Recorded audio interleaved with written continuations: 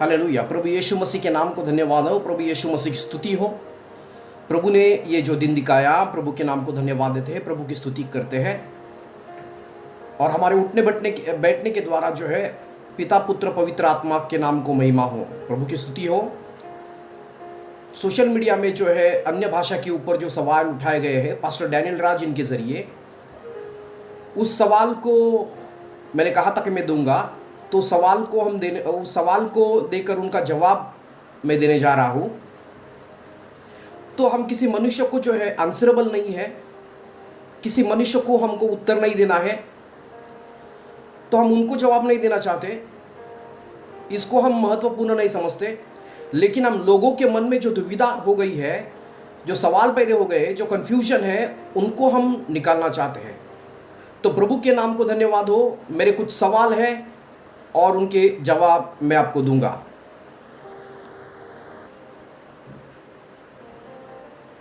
मेरा पहला सवाल, पवित्र आत्मा का बपतिस्मा क्यों ज़रूरी है? अगर हम प्रभु यीशु मसीह को उद्धारकर्ता के तौर पर स्वीकार करते हैं और पवित्र आत्मा तभी हमारे अंदर आता है, तो पवित्र आत्मा का बपतिस्मा की ज़रूरत क्या है? मेरा दूसरा सवाल, क्या यीशु मसीह ने कभी जो है अन्य भाषा में बातें की? मेरा तीसरा सवाल, क्या पुराने नियम में कोई सेवक ने, मूसा ने, एलिया ने, कोई भी सेवक ने क्या अन्य भाषा में प्रार्थना की, अन्य भाषा में बातें की जो परमेश्वर की भाषा है? मेरा चौथा सवाल, मरकुस इसका 16 अध्याय जो है 17 नंबर के वचन में लिखा है कि जो विश्वास करने वाले और बपतिस्मा लेने वाले, उनके पीछे चिन्ह होंगे, वो बीमारियों पर हाथ रखेंगे, नई नई भाषा बोलेंगे। ये नई नई भाषा क्या अन्य भाषा है या फिर पृथ्वी की भाषा है, क्या है? मेरा 5 नंबर का सवाल, प्रेरितों के काम इसका 2 अध्याय, पेंटिकोस के दिन जब 120 लोगों के ऊपर पवित्र आत्मा उतरा, क्या सभी लोग जो है अन्य भाषा बोल रहे थे? सभी लोग अन्य भाषा बोल रहे थे? क्या सभी लोग जो है पृथ्वी की भाषा बोल रहे थे, या फिर सभी लोग जो है पृथ्वी की भाषा बोलकर जो है परमेश्वर की भाषा भी बोल रहे थे, जो केवल परमेश्वर को समझती है? अन्य भाषा बोल रहे थे जो केवल परमेश्वर की समझती है। मेरा छठा सवाल, प्रेरितों के काम इसका 10 अध्याय, जब विधर्मी व्यक्ति के ऊपर पहली बार पवित्र आत्मा कुरनेलियस के ऊपर जब पवित्र आत्मा उतरा, तो सभी लोग अन्य भाषा बोल रहे थे। तो सभी लोग अन्य भाषा बोल रहे थे, किस प्रकार की भाषा? पृथ्वी की भाषा बोल रहे थे या फिर जो है अन्य भाषा बोल रहे थे जो केवल परमेश्वर को समझती है? मेरा 7वां सवाल, प्रेरित 19 अध्याय में जब पौलुस ने 12 लोगों के ऊपर हाथ रखा, बपतिस्मा लेने के बाद, पानी से बपतिस्मा लेने के बाद 12 लोगों के ऊपर हाथ रखा, क्या सभी लोग जो है पृथ्वी की भाषा बोल रहे थे? मेरा 8वां सवाल, यहूदा की किताब, प्रकाशित वाक्य से पहले यहूदा की किताब 20 नंबर के वचन में जो आत्मा में प्रार्थना करना, वो आत्मा में प्रार्थना करना क्या बात है? मेरा जो है 9 नंबर का सवाल, पहला कुरिन्थियों के पत्री इसका 12 अध्याय 30 नंबर का वचन, बाइबल कहती है क्या सभी लोग अन्य भाषा बोलते हैं? अगर पेंटिकोस के दिन 120 लोगों के ऊपर पवित्र आत्मा उतरा, सब लोग अन्य भाषा बोलने लगे, तो पहला कुरिन्थियों के पत्री 12 अध्याय 30 नंबर का वचन क्या वचन कहता है? मेरा 10 नंबर का सवाल, हमारे प्यारे भाई डैनियल राज इस प्रकार बात करते हैं कि 14 अध्याय पूरा पौलुस जो सरकास्टिकली बात करता है, मतलब पौलुस जो है अन्य भाषा में बातें करना, वो परमेश्वर से बातें करना, वो ऐसा बोलता ही नहीं, इनका मतलब ये है। तो पहला कुरिन्थियों के पत्री इसका 14 अध्याय 2 नंबर का वचन कहता है, जो कोई अन्य भाषा में बात करता है वो परमेश्वर से बातें करता है, और इंसान को वो समझता नहीं, खुद इंसान को समझता है, लेकिन भेद में होकर वो परमेश्वर से बातें करता है। तो इसका विश्लेषण क्या है? मेरा 11 नंबर का सवाल, पहला कुरिन्थियों के पत्री इसका 14 अध्याय, उसका पहला नंबर का वचन, वरदानों की धुन में रहो, इसका मतलब क्या है? मेरा 12 नंबर का सवाल, पहला कुरिन्थियों के पत्री इसका 14 अध्याय 4 नंबर का वचन, बाइबल कहती है जो कोई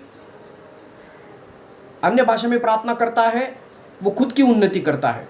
खुद की उन्नति करना, इसका अन्य भाषा में प्रार्थना करके खुद को उन्नति करना, इसका मतलब क्या है?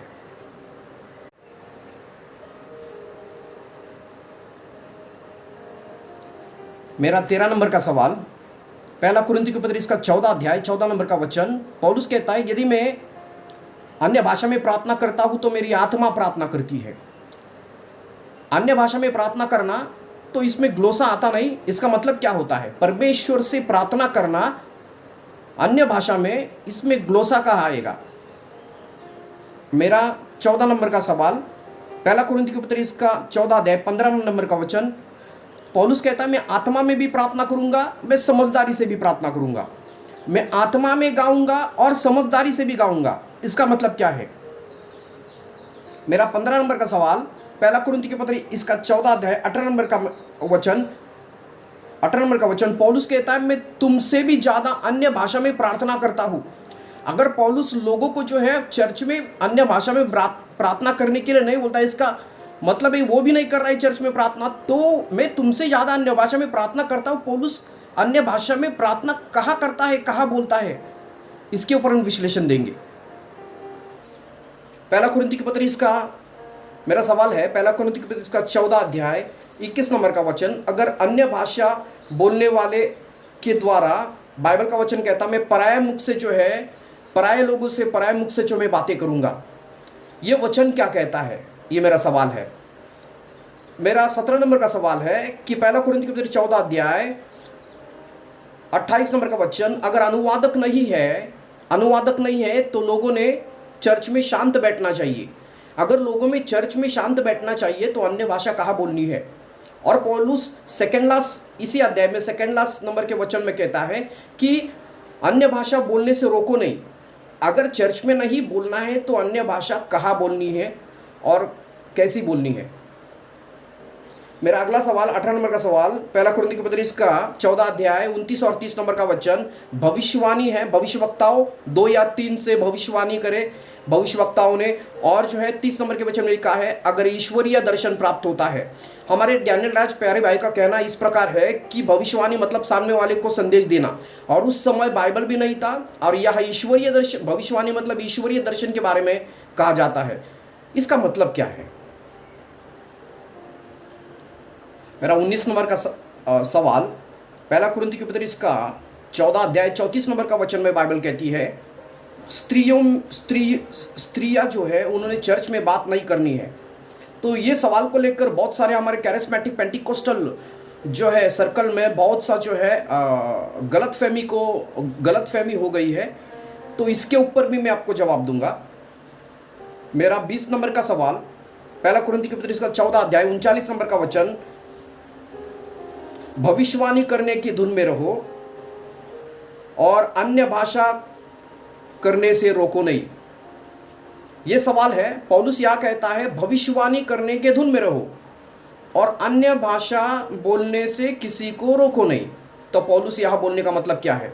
उसका बोलने का मतलब क्या है? मेरा 21 नंबर का सवाल जो और लास्ट नंबर का सवाल है, पहला कुरिन्थियों के पत्र इसका 14 अध्याय 40 नंबर का वचन। बाइबल कहती है कि सब बातें सभ्यता और क्रमानुसार की जाए। सब बातें, अंत का नंबर का वचन है। पौलुस कहता है कि सब बातें, सभी बातें, ये बोलने से, सभी बातें सभ्यता और क्रमानुसार की जाए, ये बोलने से जो है पौलुस क्या कहना चाहता है?